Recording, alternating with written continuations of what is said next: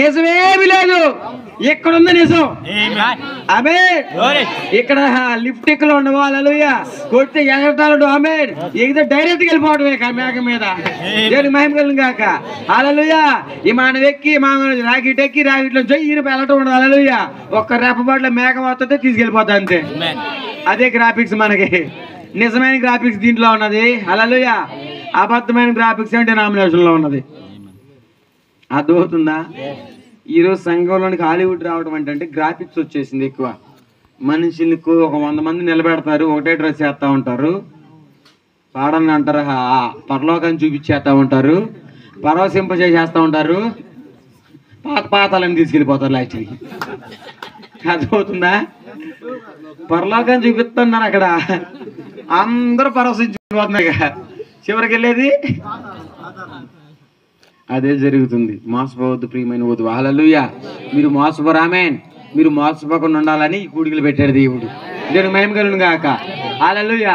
ఆయన మంద చిన్నదే, హల్లెలూయా. 99 గొర్రెల్లో ఒక గొర్రె అయిపోయిందంట, తప్పుపోయిందంట.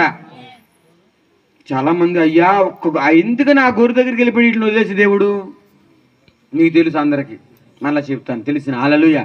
ఎందుకు వేస్తున్నాడు ప్రేరేపణ, దేవునికి మహిమ కలుగును గాక. అప్పుడు వాళ్ళ 99 గొర్రెలు కూడా కాసాడు, కాస్తా ఉన్నాడు ఆయన, కాపుదల కాస్తా ఉన్నాడు. ఎప్పుడైతే ఆ 99లో నుంచి ఆ గొర్రె బయటకు వచ్చిందో వాటిని ఏం చేశాడంట ఆయన, వదిలి దీని దగ్గరకు వచ్చేసాడు. దేవుడు వదిలితే అట్లా పనేంటి, హల్లెలూయా. యెషయా గ్రంథం 56 అధ్యాయములు ఏముంటుంది అంటే చదవట్లేదు త్వరగా, హల్లెలూయా. అడవి మృగములారా, పొలంలో ఉన్న జంతువులారా, రండి రండి రండి, మీకు మంచి ఆహారాన్ని నేను ఇక్కడ సిద్ధపరిచాను. ఇంతకీ సిద్ధపరిచిన ఆహారం ఎవరో తెలుసా? సేవకుల్ని. చదవండి ఒకసారి, చదువుతామా? యెషయా గ్రంథం 56 అధ్యాయము 9 నుంచి అనుకుంటా, త్వరగా. ఇంక నేను వర్తమానంలోకి వెళ్ళలేదు, సమయం అయిపోయింది. ఈరోజు పెందగడ ముగిద్దాం అనుకున్నా. అడవి పొలంలోని సమస్త జంతువులారా, అడవిలోని సమస్త మృగములారా, భక్షించడం అంటే తినడానికి, ఈటింగ్ చేయడానికి రండి రండి. ఓ ఎందుకంటే ఇదిగో అక్కడ ఒక పెద్ద మంద ఉంది, గొర్రెల మంద, మేకల మంద, గుంటనక్కల మంద ఉంది, వాటిని కాసే కాపర్లు కూడా ఉన్నారు అక్కడ. వాళ్ళందరూ గుడ్డోళ్ళు, వాళ్ళందరికి తెలివి లేదు, వారందరూ మోగ కుక్కలు అంటారు అందరూ. ఎవరు? కాపర్లు. మోగ కుక్కలు ఎందుకన్నాడు తెలుసా? కుక్కను ఎందుకు పెంచుకుంటాం మనం?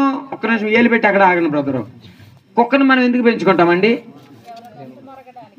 దొంగ ఇంట్లో పడినప్పుడు బౌ బౌ అనడానికి, హల్లెలూయా. అవునా కాదా? దొంగ ఇంట్లో పడినప్పుడు, ఏ ఇంట్లో పడినప్పుడు? ఆ ఇంట్లోనా, హల్లెలూయా. ఈ కాపర్లు, హల్లెలూయా, కుక్కలతో పోల్చాడు దేవుడు, ఆమేన్. కుక్కలు 2 రకాలు ఉన్నాయి. ఊర కుక్క ఒకటి ఉంది, సోనంగి కుక్క ఒకటి ఉన్నది. సోనంగి కుక్క మనం అయ్యి ఉన్నారు, ఆమేన్. దేవుని సేవకుడు సోనంగి కుక్క, సామెతల్లో ఉంటుంది, హల్లెలూయా. యుద్ధానికి ముందు వెళ్తుంది అది, ఆమేన్. రాజులా పట్టుకుని తీసుకెళ్తా ఉంటుంది, హల్లెలూయా. రాజు కాపుదలా ఉంటుంది, ఆమేన్. ఆ కుక్కలాగా ఉండాలి, ఆమేన్. ఎవరన్నా వస్తే ఎంతను దాని యొక్క గర్జనతో, హల్లెలూయా, జడిపించి పంపించేయాలి, ఆమేన్.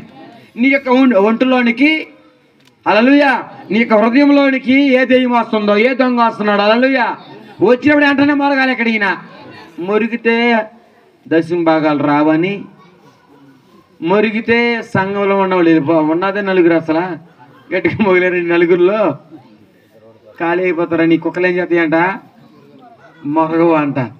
నెక్స్ట్ కలవర పడతా ఉంటారంట.